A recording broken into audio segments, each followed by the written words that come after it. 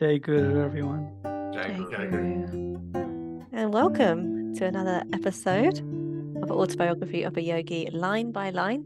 We are still on chapter 19 and we're on part 3 today, and we have the whole crew. Hello, everybody. Hello. Hello. Oh, and it's a very kind of special day because Mike and Chris are in the same room. So Yeah, it's a good time. that's right. Chris decided to come for a visit to LA. And we realized that we didn't have the podcast set up like Joe Rogan would to be able to host two people in one room. But Yeah, we spent the last half hour getting set up. It's been very amusing. I'm very happy. What SRF stuff have you been doing in LA as two SRF homies? We've been to Hollywood Temple at the service. No, I'm not interested in that. I want to know, have you been meditating in the same room upon waking and before sleeping? Mike was singing some hymns today. No, we meditate separately. Mm. Yeah. But Nice. the harmonium chanting goes through the house, so Chris can partake whether or not he chooses. Feel the vibrations. Yeah, it's good. Good. Very good. Mike's got a beautiful setup here with lots of pictures of Guruji and the saints. So it's really nice, and all the books. So I've been browsing in his library, SRF library here as well. Chris, what's the best part of LA, SRF wise? SRF wise, I miss the London Centre. So That wasn't the question. On Sunday when we were here, we went to the young adults group, and there were lots of people, and it was just really nice to be surrounded by a big group of devotees. So Very nice. That's lovely, Chris. Well, hopefully you can come to the London Centre again soon. Yeah. So you won't have to miss it so much. It's not going anywhere. No, thankfully. Okay, so Priyank, would you be able to please remind us what we covered last episode? So last 2 episodes, I can tell you actually. Oh. The first episode was about telecommunication through the ether, and this last episode was about teleportation through the physical space. So Sri Yukteswar obviously teleported himself from Calcutta to Sri Rampur, and we had some stunningly beautiful details surrounding the actual teleportation experience, not in just terms of how Mukunda perceived it, but also like subtleties in terms of how it worked. So I was really interested in looking at how Guruji described the physical teleportation, i.e. like literally checked to see if it was real, like checking Sri Yukteswar's physical form and his garments and how he felt to make sure he wasn't just dreaming like good old Hamlet in Shakespeare. No, it's not Hamlet, Macbeth, sorry. And the blessings as well, that was really nice because Paramahansa Yogananda, Mukunda, like as soon as he saw Sri Yukteswar, he touched his feet, and then like Sri Yukteswar like kind of blessed him by putting his hands on his head. So really, we highlighted the importance of good habits. And then finally, the mystical elements as well, like there's bright light and dazzling till the end. And then Sri Yukteswar disappeared from like from head to foot, but went like from the feet to the head, like in energization, the 4-part energization where we go from down to the top. It was quite nice. So it described it in glorious detail that we can use it for meditations to come, which I'm going to. And now we have the aftermath, right? What happens after the visitation? So we have another crestfallen person. I feel like this isn't the first time the word crestfallen has come up in the autobiography. It's quite a nice word. So Dijen enters, he's crestfallen, and he exclaims that, Sri Yukteswar wasn't on the 9 o'clock train or even the 9:30. And apparently he said this in a slightly apologetic way. So perhaps he realized slightly his mistake. And Guruji Mukunda says, come, I know he will arrive at 10 o'clock. And he takes his hand and he rushes him forcibly along. And heedless of his protests, which is kind of a strange pairing because, you know, Dijen's slightly apologetic here, but he's also protesting, and he's obviously not completely convinced about Mukunda's, you know, tellings of what Sri Yukteswar said. But nonetheless, they go, and in 10 minutes, they enter the station, and the train was already puffing to a halt. And Mukunda arrives, and he says that the whole train is filled with the light, the Sri Yukteswar's aura, and that he is there. And he says this in a very joyful way. It literally would have been puffing to a halt because it would have been a steam train, of course, which would have added to the mysteriousness and the mystical aspect of this scene that is about to unfold. And it says here that you know, he could sense Guruji's, Sri Yukteswar's aura, and that he's here. And like he says, he exclaimed joyfully. And I was wondering if I would have been able to detect this now, if Sri Yukteswar was like coming on a train. Would I be able to detect like the whole train glowing as like young Mukunda does? Or I imagine it would be probably not as surreal as that. It'd probably be just like a wave of peace or of joy or of love, as opposed to like a physical glow, like awe-inspiring glow. I don't know. Maybe one day I'll find out. Maybe. And then Dijen's quite mocking about what Mukunda's just said. He says, "You dream so," and he laughs mockingly. And Mukunda replies, "Let us wait here," which I think is quite a telling response. You know, he doesn't even sort of acknowledge the fact that Dijen is being quite mocking, or that, you know, he's not believing him. He just stays very calm, very collected, and, you know, stays with what he knows, which I think is a real nice example of, you know, how to face people who may not believe the things that we believe, or that sort of protest against things that we know to be true. Grant, what do you think? Yeah, Dijen is obviously a disbeliever, at this stage, as you mentioned. Do you think, how would you react to someone telling you something so mysterious? This guru is going to come and there's going to be a boy in front of him with a silver jug.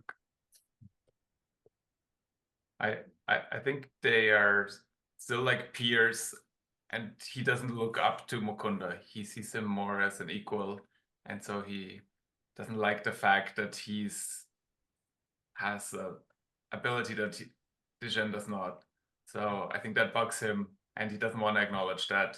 He will probably acknowledge it when he has to, when it's his last, like everything, when it's his last resort. Yeah.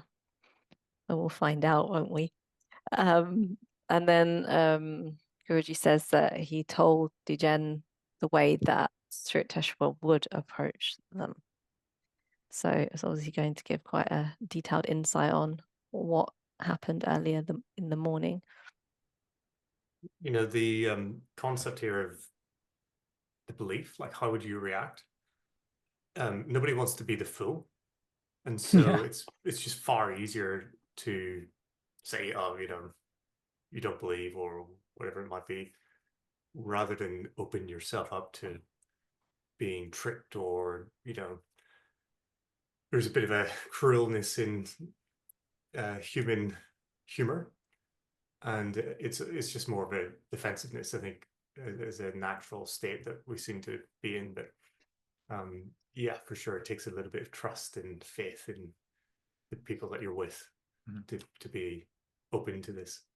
And there is times, I'll not say who, but family members sort of took advantage of my willingness to be open on this, and they ended up tricking me. So I've been on the other side of this you know, situation where somebody said something was happening, and I guess the openness to this ability, like, to perceive, can be real at times as well.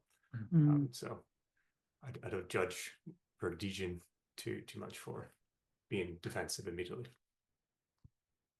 we were wondering last time in the last episode why Sri Yukteswar was explaining his arrival in so much detail. Maybe that's why. So, because he wants to prove to Dijen that this is actually something, maybe not a miracle or something supernatural is happening here. And because at this point, it could also still be a prank where a person travels and gives information or something. So he wants to make sure that this is not the case. Yeah, and it's a common theme, this doubting Thomas thing. We've seen it half a dozen times already. And I think the golden thread really is that we can trust our gurus.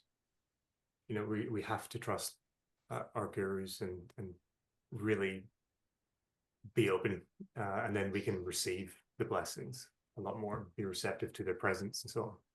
So yeah, it's a common theme, this, isn't it? It's doubting Thomas. And also, I suppose that, you know, having doubts is such a probably regular occurrence on the spiritual path for a lot of people. It's quite a normal thing, isn't it? So it's nice to see these examples and you know, be reminded of, you know, how real it all is, and like you say, Chris, like trusting the guru, right? Because they know. So yeah, as Mukunda finishes his description of what happened earlier that morning with Sri Yukteswar, Sri Yukteswar comes into view. And of course, he's wearing the same clothes that Mukunda has described. And he is described as walking slowly in the wake of a small lad bearing a silver jug. Why slowly? Is it because the child and the jug could be like an astrally produced image? Has to be very careful. Don't know. And because like Guruji, like later on, he describes like a cold fear at the thought of everything that's kind of happening and everything that he's seeing. So maybe it's more than physically what meets the eye. I think slowly for dramatic effect, or to set the scene. Yeah, I was thinking perhaps it marks the moment. You know, if he was rushing towards them, you know, you can miss that in the blink of an eye. You might not see the small lad bearing the silver jug. Maybe the small boy was walking slowly. Maybe Sri Yukteswar had to walk slow because the little boy was, you know, walking so slowly with his jug. Not sure. That's right. And there's probably commotion, tons of people. But I can also see that movie scene where he suddenly comes into sight and then the music starts playing. And everything is in slow motion. Yeah, and I suppose maybe it would also be in contrast to the environment. Like if everyone's rushing in a train station and you're walking very slowly, you're very obvious. Maybe it's a mixture of all of them. Who knows? And yeah, like Priyank said, Guruji describes that for a moment, a wave of cold fear passed through me at the incredible strangeness of my experience. I felt the materialistic 20th century world slipping from me. Was I back in the ancient days when Jesus appeared before Peter on the sea?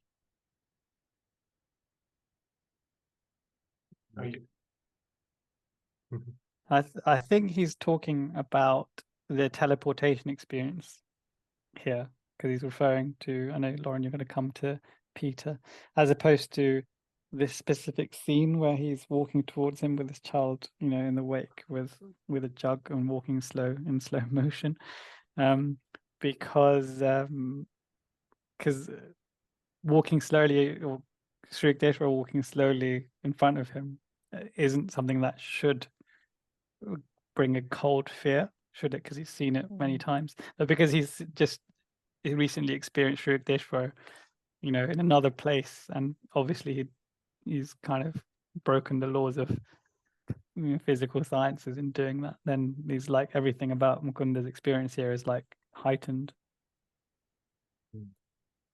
What I thought about when I read that was when he says, back in the ancient days when Jesus appeared before for Peter, was Yogananda also there?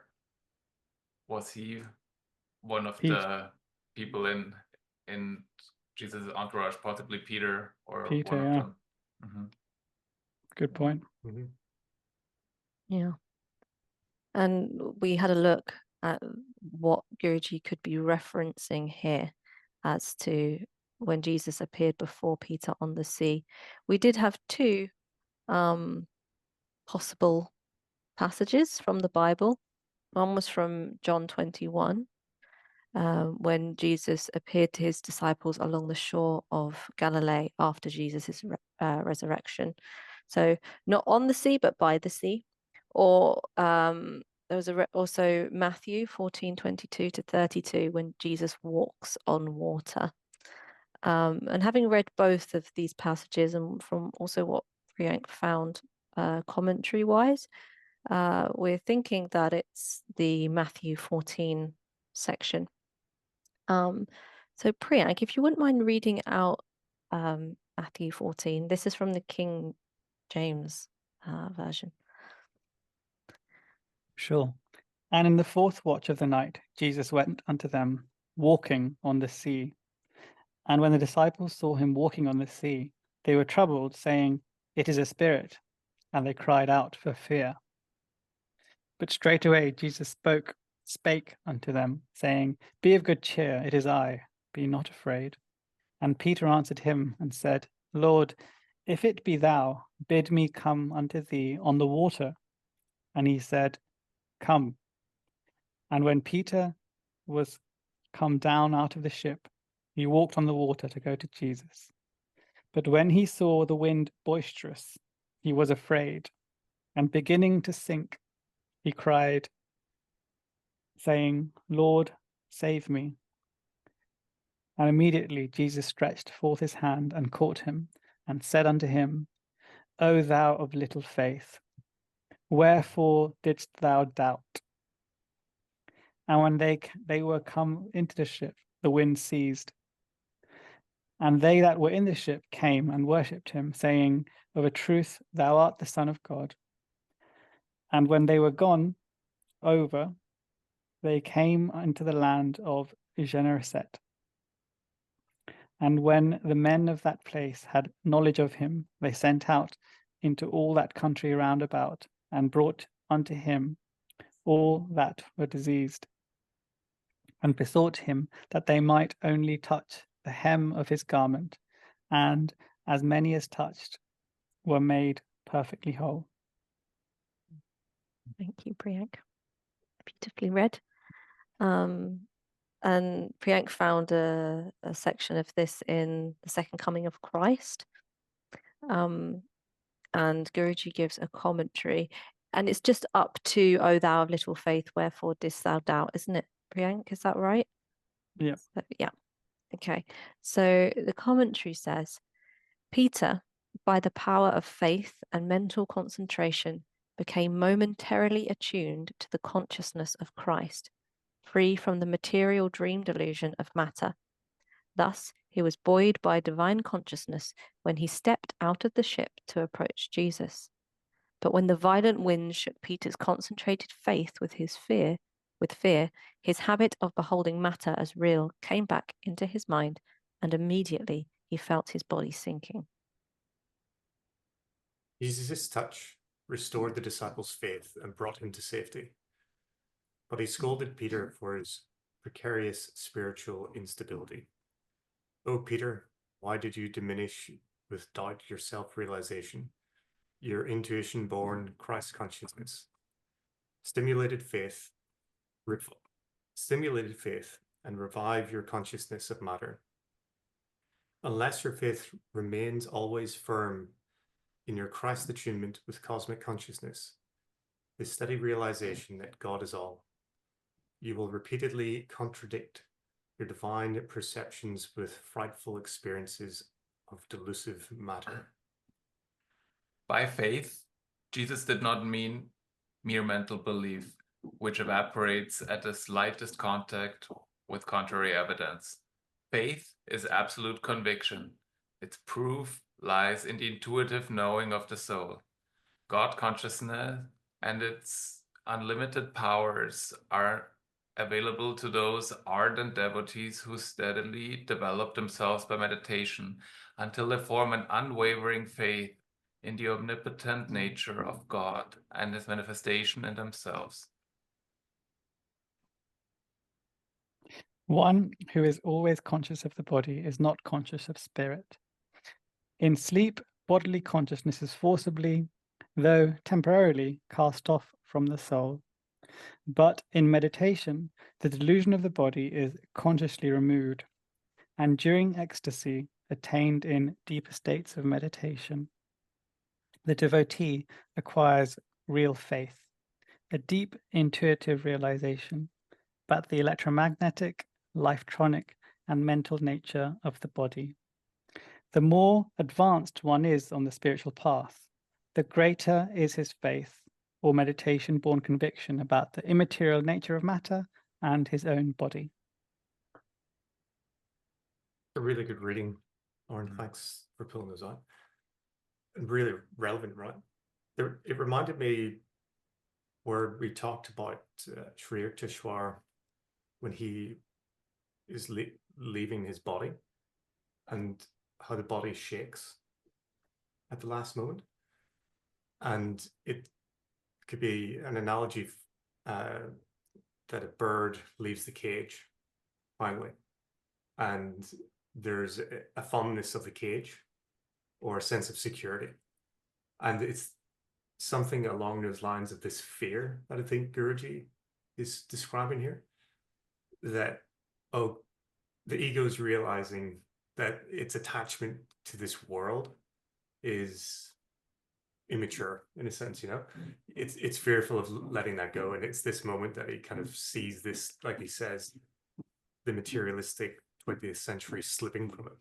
He's kind of sort of the cage is open. He's sort of going out of the cage. So yeah, very relatable. Very well articulated, Chris. Yeah, absolutely. Also, I cannot take credit for the reading. Priyank found it. I don't, unfortunately, I don't have a copy of The Second Coming of Christ.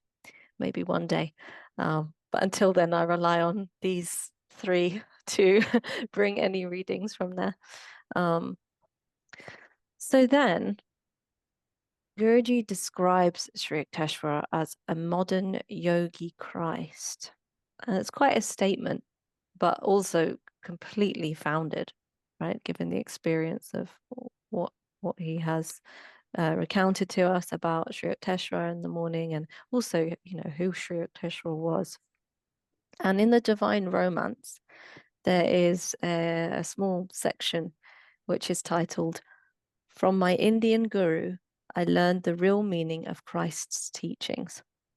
And I'm going to read out a small section from there, but if you have the book and you have a chance to read this part of the chapter, it's really lovely, and it goes more in depth about, you know, the different qualities of Christ and how Guruji managed to implement them in his own life and being, and about love. It's really lovely, but I'll just read the small section. So Guruji said, "Live the ideals of Christ. It was from my Guru, Swami Sri Yukteswar, in his ashram in India, that I learned about Christ and the real meaning of his teaching. And I never forgot it. I have been able to win in life because I applied those timeless principles." In the ashram, there was a younger boy named Kumar, who had come as a disciple shortly after I did. I thought he was Master's favorite because he was rather quick and intelligent, and I was more slow in my ways. It was apparent that he wanted my position as the one in charge of the ashram. Guruji assigned him to my place and gave me lesser duties.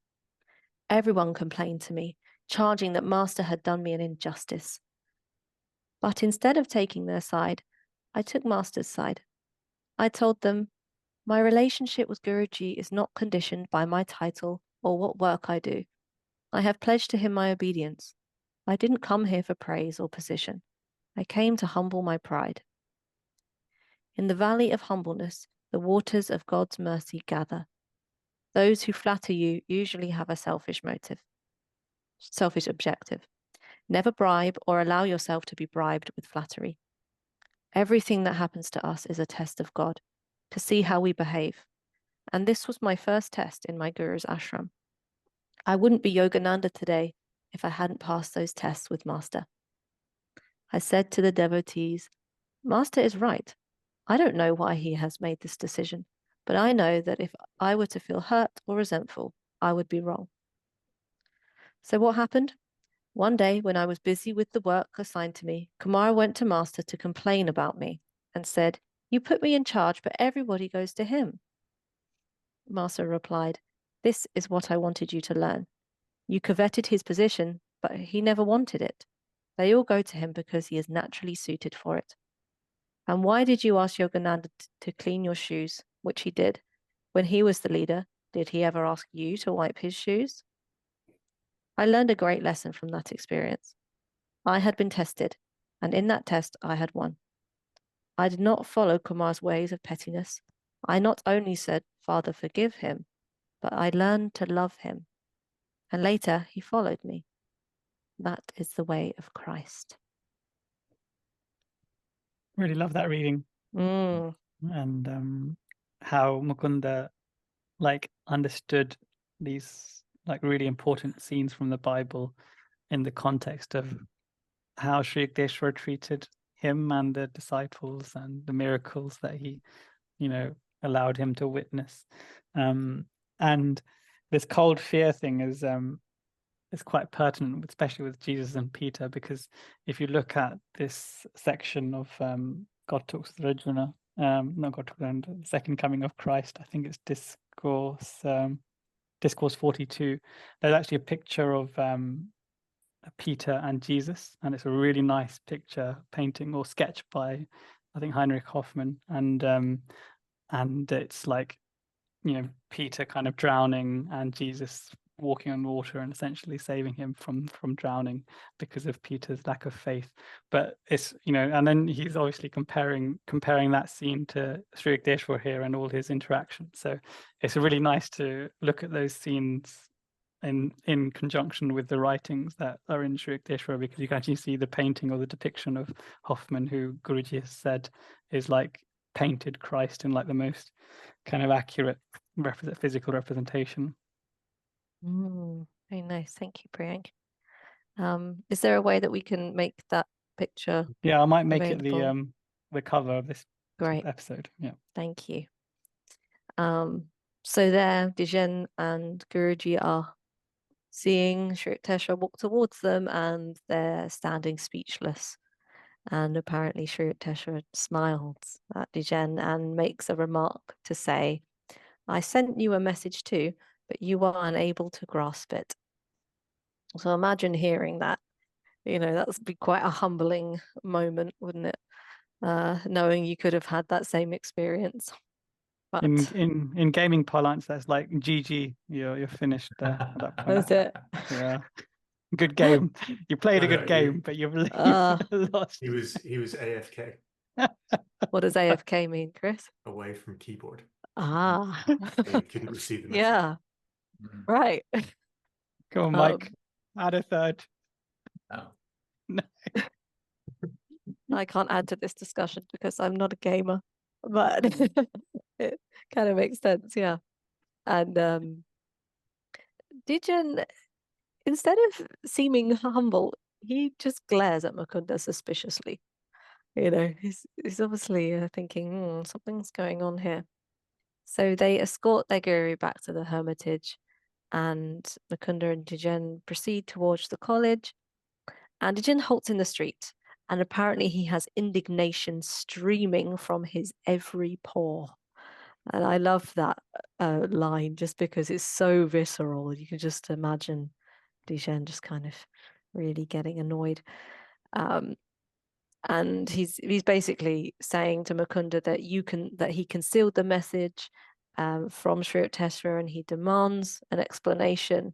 And basically, it's Mukunda's fault that he didn't get Sri Yukteswar's message. It hints at the stench of envy and jealousy and all the negative emotions of seeing someone who's obviously more advanced than you in the spiritual path, but thankfully he soon reconciles that feeling, doesn't he? Yeah, and opposite feelings to a modern yogi Christ, such as Sri Yukteswar. And Mukunda makes a quick retort, and he says, "Can I help it if your mental mirror oscillates with such restlessness that you cannot register our guru's instructions?" Such a great comeback, really. Yeah, Priyank. It's quite a retort, isn't it? I mean, I personally get heavily criticized for how rude I am when I'm giving feedback such as this. But Mukunda has not held back any punches in that comment, has he? But he does it in from such a place of like pure kind of love that he obviously doesn't cause Dijen offense. He actually causes the opposite. So learnings needs to happen from my part. And it removes the suspicion that maybe he was played, that maybe Master and Mukunda played a trick on him, but the responsibility lies with Dijen, and when he felt that this was the case, his anger vanished. I think that's how I understood it. Yeah. And also, yeah, it's just a really good example of, we can only be responsible for our own receptivity, and if you can't receive a message, that lies with you. And as soon as he hears this, the anger vanishes from his face, and he says, "I see what you mean." He's quite sorrowful about it. And it must be quite a hard moment to realize that you aren't where you want to be. You aren't at that point in your spiritual journey where you can receive those kind of messages from your guru. And you have someone next to you who can. And then he asks for an explanation about how Mukunda knew about the child with the jug. So Mukunda finishes the story of how Sri Yukteswar appeared so phenomenally at the boarding house, and they reached the college by the point of the end of the story. And Dijen says, "The account I have just heard of our guru's powers makes me feel that any university in the world is only a kindergarten." And there's a footnote about this. Mike, would you mind reading it out for us, please? Such things have been revealed to me that now all I have written appears in my eyes of no greater value than straw. So spoke St. Thomas Aquinas, the Prince of Scholastics, in answer to his secretary's anxious urging that Summa Theologicae be completed. One day in 1273, during Mass in a Naples church, St. Thomas experienced a profound mystical insight. The glory of divine knowledge so overwhelmed him that henceforth he took no interest in intellectuality. Socrates' words in Plato's Phaedrus, "As for me, all I know is that I know nothing."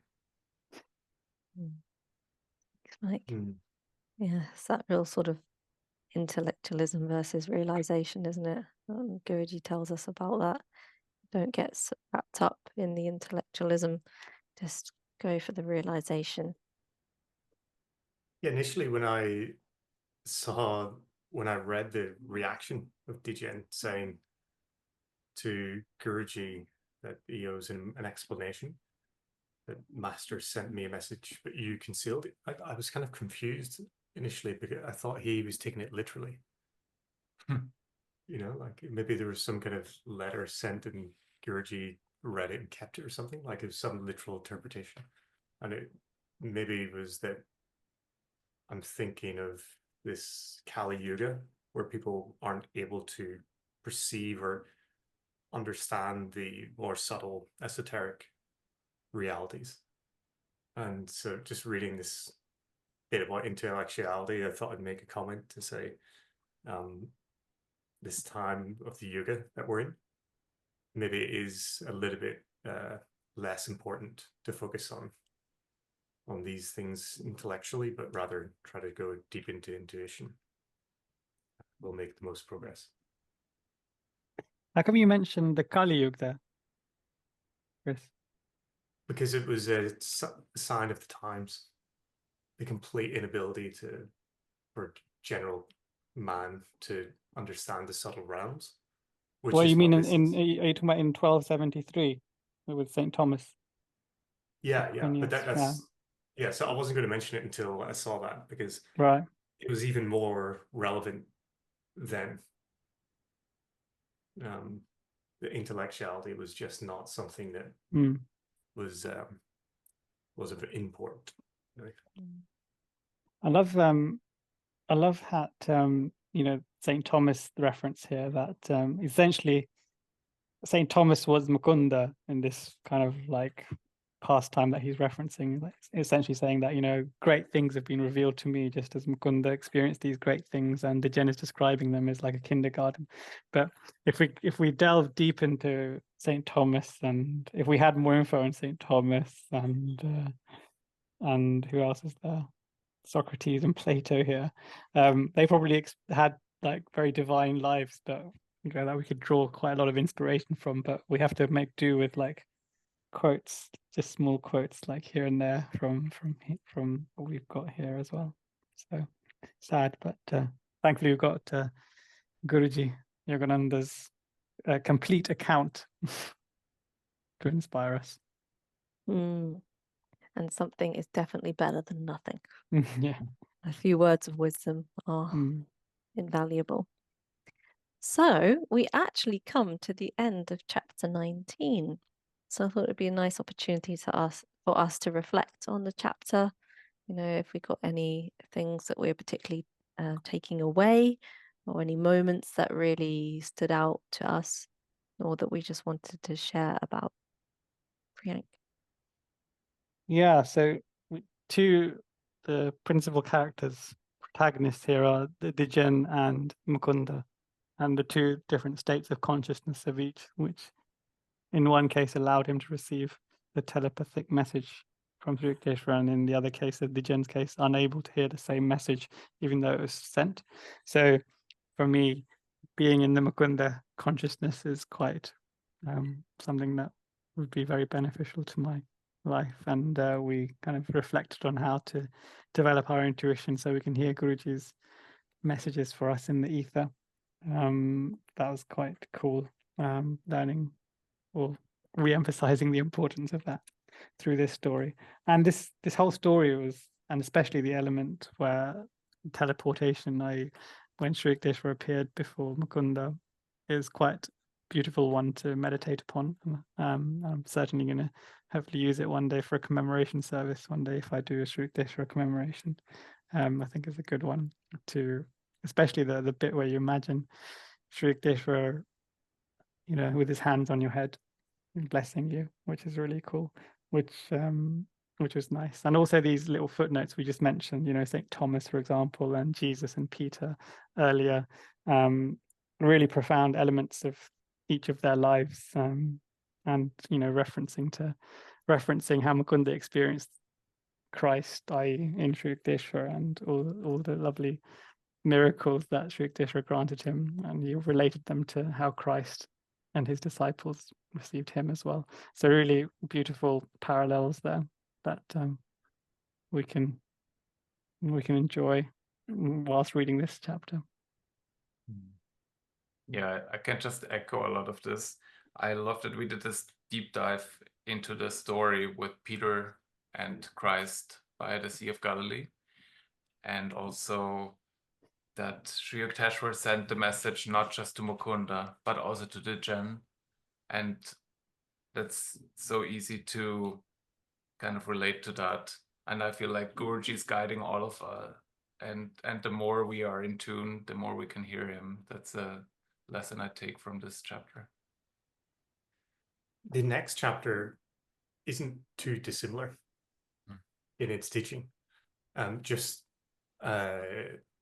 guess the teaching is going to be more on Guruji's part, where honing that intuition is something that he's still doing at this stage with his guru. So yeah, what I agree with the guys, this idea of developing intuition is very strong, and seeing it play out in Guruji's life is a really good reminder, because how many messages are we missing? That's the question. How many are we receiving? How many are we missing? And we probably all have an instance in our lives where we have an instinct or we have a feeling that we don't quite pay attention to, and then we suffer. So we're going to look at that in more detail in the next chapter, where Guruji is making plans, and his guru really inadvertently is trying to send him a message, and it's not quite heeded. And he realizes soon enough that if he had been more attuned, he would have realized sooner that his efforts were somewhat for naught. In electronics, you have something called a band pass filter, which allows certain frequencies and negates the others. So I feel like we need to hone in on this element of like physics when we're developing our ability to receive Guruji's messages and drown out all the other insane stuff that's happening in our lives. Yeah, for sure. Yeah, it's very helpful, isn't it, to kind of reflect on these things and realize, okay, what's being taught to us or shown to us. I very much kind of repeat what you've all said. Absolutely. Chris. On that note, I'm just laughing saying to Mike, because he came in, was it yesterday? Full of beans, saying about this amazing thing that you're working on, and at work in your day-to-day life.